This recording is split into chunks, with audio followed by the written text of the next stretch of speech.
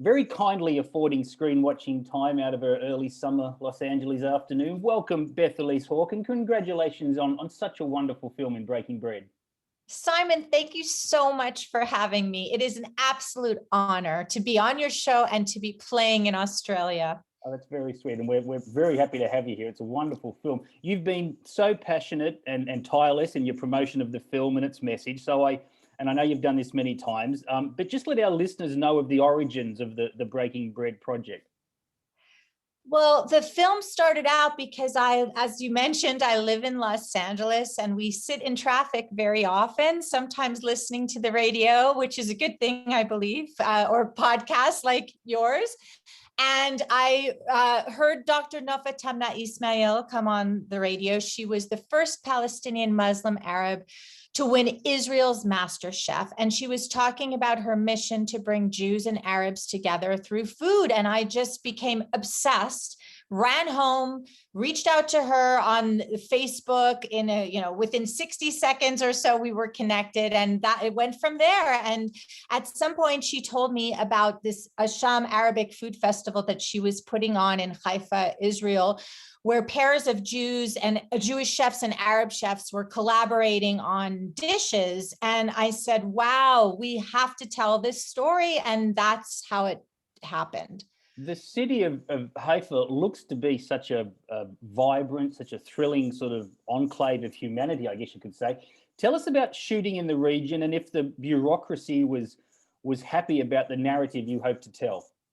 I mean, all I can tell you is my own experience. And my experience was I filmed in Haifa, and Haifa is, at least from when I filmed there, was one of the most magical places I've ever been to. The physical beauty is unbelievable.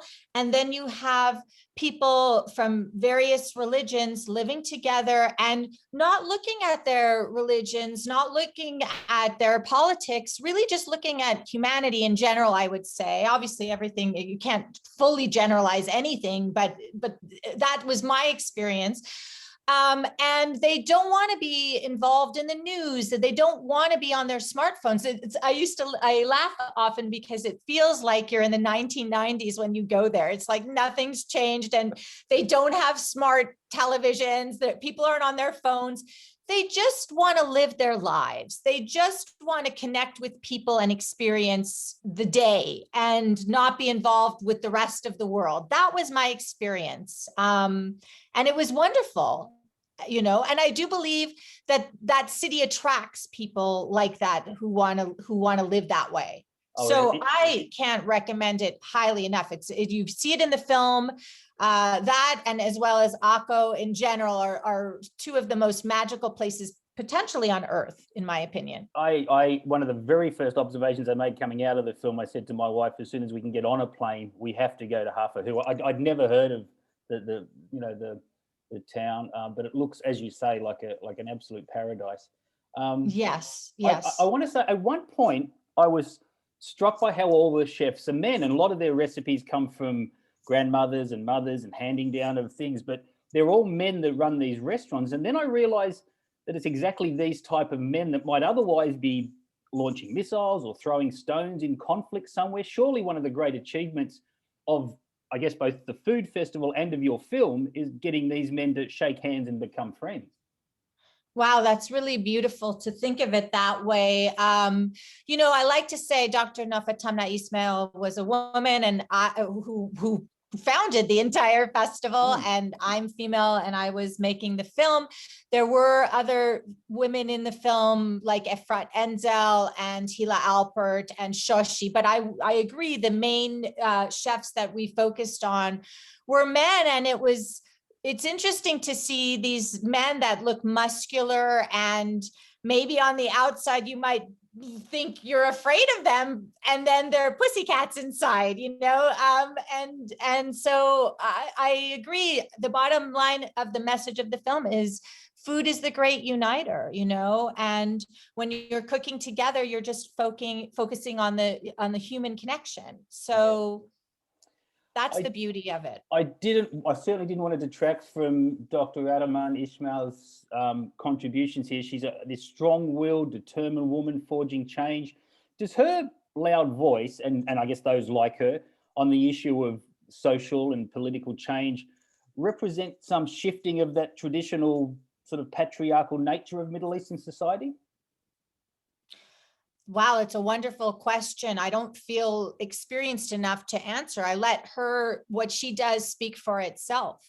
But I know that she has become a big figure within the country. She has many followers and she has a presence. And, you know, that's all I can say to that. But yes, she's very inspirational, and people really love what she has to say.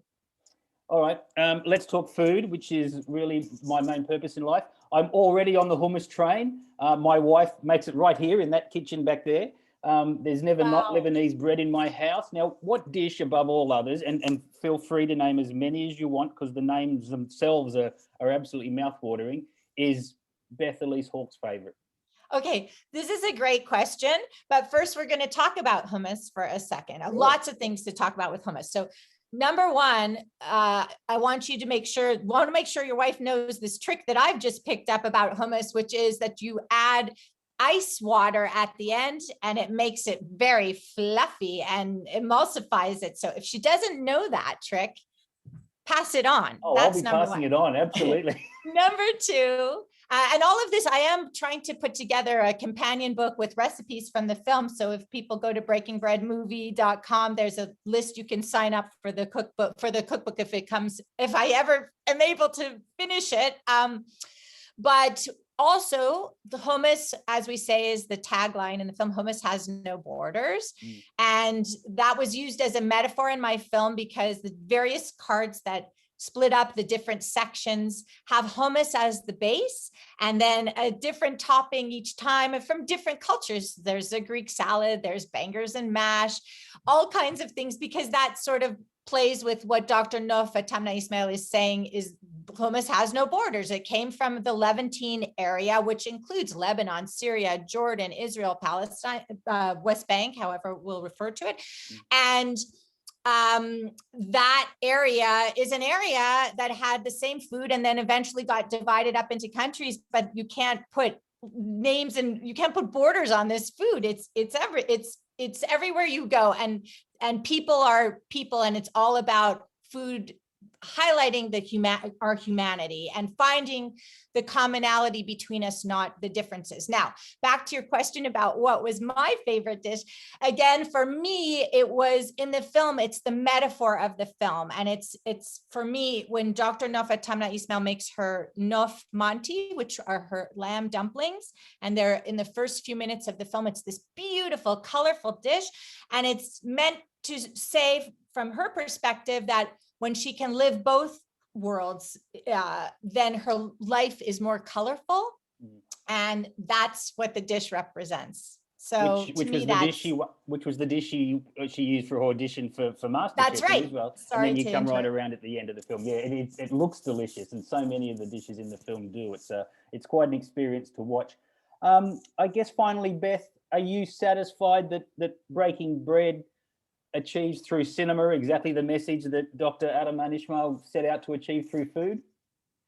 I mean, thank you for the honor of saying that. We're at the beginning. I hope that it does. That is what my intention was. As Anthony Bourdain's quote says at the beginning, food may not be the answer to world peace, but it's a start. And Nof talks about also making a difference with small steps. So this is a small step. Maybe it gets to be a bigger step. The more people can watch it, the more people are moved by it, the more it gets around the world, the more I can help people, again, find positivity in this world, find commonality instead of differences. Wow, that makes my life happier personally. It takes small steps into Australian cinemas this week. June 3, it's out right around the country. Beth Elise Hawk, thank you so much for being part of Screen Watching, and congratulations once again on a wonderful film. Again, thank you so much for the honor of having me. It was wonderful. Thank you, Beth. Have a lovely day. Thank you. And hope to see you down under soon. Thank you. Yeah, I would love it. Thanks so much. Okay, take care. bye-bye. Bye.